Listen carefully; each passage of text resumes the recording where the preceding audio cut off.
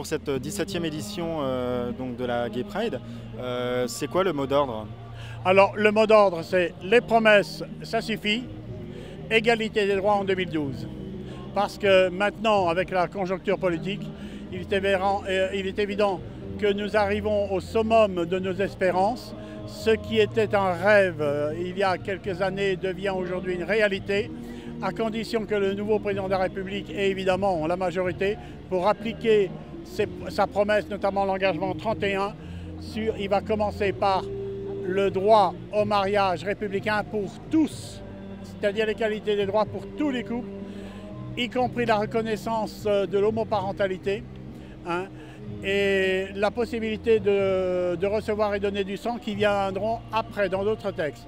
Et nous sommes quasiment, nous veillons au grain quand même, mais à la différence du PAC, ce ne sera pas une proposition de loi, mais un projet de loi du gouvernement qu'il fera voter à l'Assemblée nationale et au Sénat. Et comme la majorité sera plénière, automatiquement en deuxième lecture, ce sera appliqué. Ça veut dire qu'on devrait voir le jour pour les premiers mariages républicains, enfin, avant juin 2013.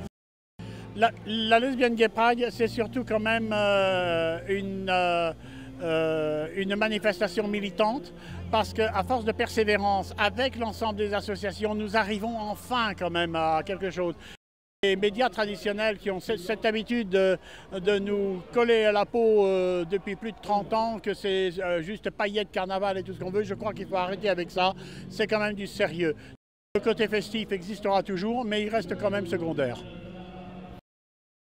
C'est un moment toujours très important pour notre ville, pour Martine Aubry, qui malheureusement cette année ne peut pas être avec nous puisqu'il y a la bataille des législatives à mener pour que François Hollande ait une vraie majorité pour pouvoir mettre en place concrètement son programme. Donc voilà, donc pour nous, élus de la ville, c'est un moment extrêmement important. Et c'est vrai que cette année, cette marche des fiertés, elle a une saveur particulière parce qu'on a vraiment le sentiment aujourd'hui, grâce à l'alternance, que toutes ces années de revendications, toutes ces années de combat vont enfin porter leurs fruits dans les prochains mois. Donc voilà, donc c'est un moment fabuleux qu'on va vivre aujourd'hui parce qu'on sent vraiment qu'on a abouti à quelque chose de très concret.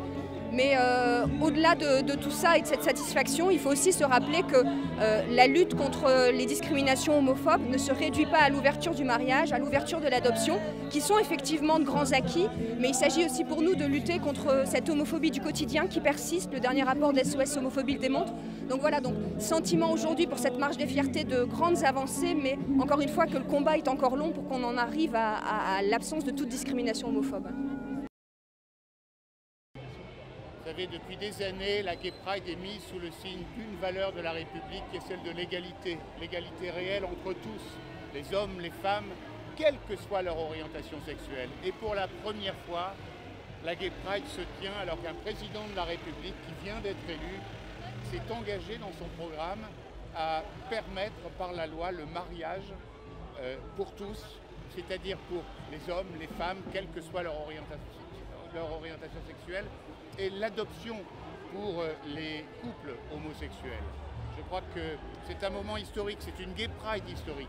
Et on pourrait dire c'est une grande avancée, mais c'est une grande avancée avec ô combien de retard. Nous serons le 11e pays en Europe à accepter le mariage entre des personnes du même sexe. 10 pays ont déjà légalisé cela en Europe. La Gay Pride est aussi un moment festif. C'est un moment de convivialité, un moment festif, et il y a beaucoup de citoyens qui viennent à la Gay Pride, qui ne sont ni homo, ni gays, ni trans. Et puis il reste encore bien des combats. Vous savez, une fois que le mariage homosexuel sera une réalité, une fois que l'adoption pour les couples homosexuels sera une réalité, il y a toutes les questions qui touchent à la parentalité, il y a les questions qui touchent à l'accès à la santé, il y a la question qui touche aux discriminations, il y a les questions qui touchent à l'homophobie. Donc ce combat ne s'arrête jamais. Et le fait que la Gay Pride nous permette de le rappeler chaque année, de faire en sorte que de plus en plus de politiques doivent venir ici pour dire qu'ils soutiennent ces combats, qui sont les combats de la République, c'est quelque chose d'essentiel. Je tiens quand même à rappeler, même si ces derniers temps on était très orienté sur le mariage, sur l'adoption, c'est assez politique, et d'ailleurs nous ne cachons pas que nous sommes assez heureux du résultat des présidentielles, que dans certains pays, sont encore condamnés à mort pour homosexualité. Donc j'aimerais vous demander, s'il vous plaît, 1 minute de silence en hommage aux victimes d'homophobie. Merci. Oui, maintenant on peut crier. Crier notre fierté, notre joie, notre fierté d'être là toutes et tous ensemble aujourd'hui. Notre joie d'être des citoyens et bientôt à part entière, nous l'espérons. Je voulais simplement vous rappeler qu'on se retrouve ce soir toutes et tous au Tripostal à partir de 22h30 pour une énorme soirée. L'entrée sera à 10 €, payante tout simplement parce que ça nous aide, nous, à vous proposer une plus belle Gay Pride et un plus beau salon en janvier prochain. Voilà, et vous aurez un verre offert avec l'entrée. Vous pouvez acheter vos tickets d'entrée sur le stand de Nordique en pré-vente pour ne pas attendre ce soir.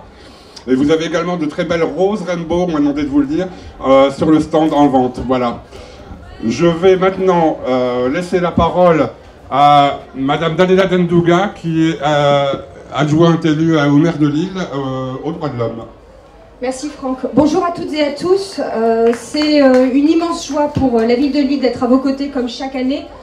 Martine Aubry aurait tellement aimé être avec vous comme les autres années, sauf que vous savez qu'elle mène actuellement la campagne des législatives extrêmement importante pour donner à la majorité présidentielle les moyens, les pouvoirs de mettre en application le programme sur lequel il a été élu et qui compare une part importante, extrêmement importante, d'égalité concrète des droits.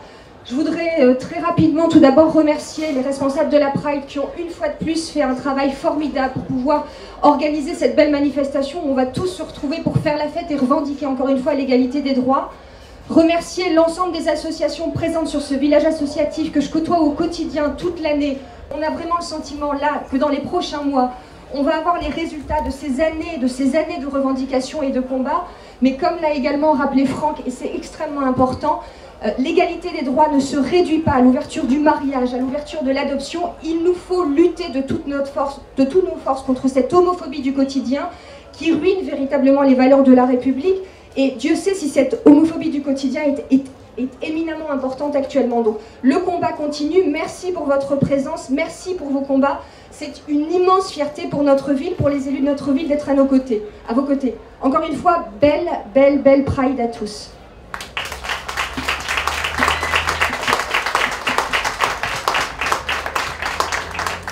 Voilà. La parole est à monsieur Bernard Roman, député de la première circonscription du Nord. Bonjour à tous. On a chacun 2 minutes si on veut que la Gay Pride parte à l'heure. Donc je veux simplement vous dire une chose. Comme Dalila, je suis un compagnon de route des associations gays et lesbiennes et trans depuis des années. J'ai été l'un des députés qui est monté à la tribune au moment du Pax pour affirmer haut et clair que le Pax était un pas important, non pas pour faire un sous-mariage, mais pour permettre à l'homosexualité de sortir de son ghetto. Et elle est sortie de son ghetto à cette occasion. C'est la gauche qui l'avait fait. Depuis, on n'a pas beaucoup avancé.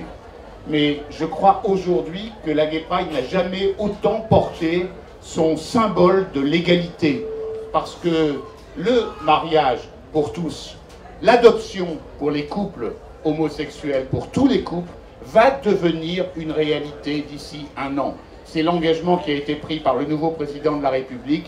Dans l'année qui vient, avant juin prochain, il y aura un texte de loi qui permettra le mariage pour tous. Et c'était un peu une honte pour notre pays, celui qui a vu naître la démocratie, de voir que 10 pays en Europe avaient légalisé le mariage pour tous et que nous étions à la traîne. Nous ne serons plus à la traîne, nous serons à l'heure, au rendez-vous du progrès, de la conception d'une égalité qui concerne tous les hommes et toutes les femmes, quelle que soit leur situation. Et je crois que c'est une grande fierté de pouvoir dire ici, le jour où cette Gay Pride va partir, que l'égalité va devenir une réalité dans notre pays et que d'ici 1 an, ce sera une réalité par la loi, que la loi permettra effectivement le mariage pour tous. Merci à vous. Collègue du bureau de la LGPD, notre trésorier, voilà, qui va vous lire notre édito et nos revendications pour 2012. Les promesses, ça suffit. Égalité des droits en 2012. La marche des fiertés 2012 a lieu cette année dans le contexte d'élections représentant un enjeu particulier pour les droits des personnes LGBT vivant dans notre pays. À l'occasion des débats électoraux, de nombreuses personnalités politiques ou candidates et candidats exprimeront des points de vue ou créeront des polémiques sur les droits à accorder ou non aux personnes LGBT. Nous refusons que nos existences soient ainsi instrumentalisées, le plus souvent au profit d'idéologies racistes, xénophobes, sexistes ou sécuritaires. Nous en avons assez des engagements non tenus et des arrangements électoraux effectués sur notre dos. Nous exigeons la reconnaissance immédiate de tous les couples et l'adoption en représente seulement une partie, quoique symbolique, et extrêmement importante. Nous subissons de plein fouet la crise économique et financière et toutes les mesures de rigueur censées nous en sortir.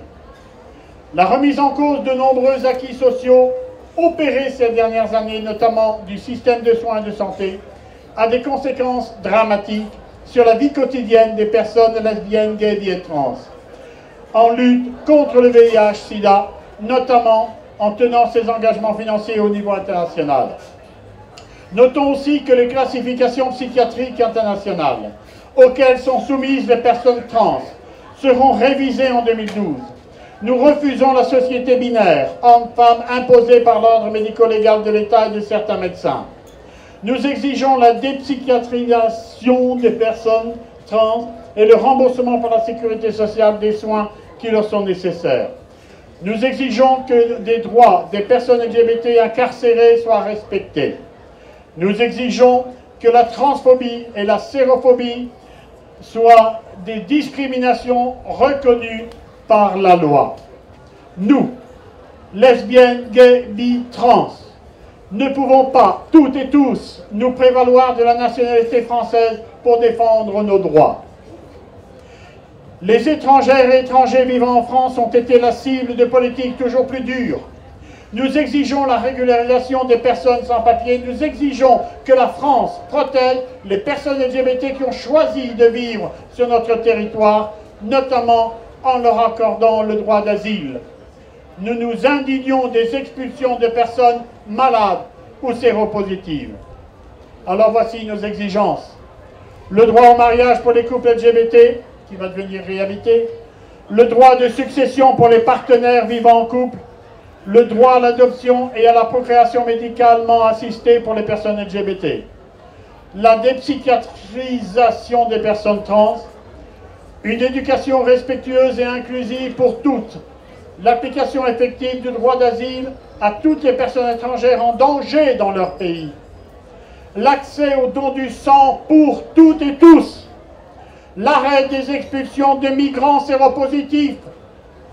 L'arrêt des discriminations subies par les personnes séropositives et le réengagement de l'État à leur côté.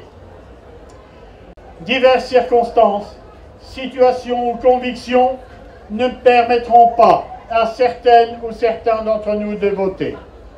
De même, certaines ou certains d'entre nous ne pourront pas participer à la marche des fiertés, car, par exemple, leur état de santé ne leur permettra pas de rester 2 heures debout sous le soleil. Nous invitons toutes les personnes qui le peuvent à marcher avec nous dans les rues de Lille, afin de revendiquer l'égalité pour toutes et tous et à exprimer votre solidarité à l'occasion de la Lesbian and Gay Pride 2012. Applaudissez.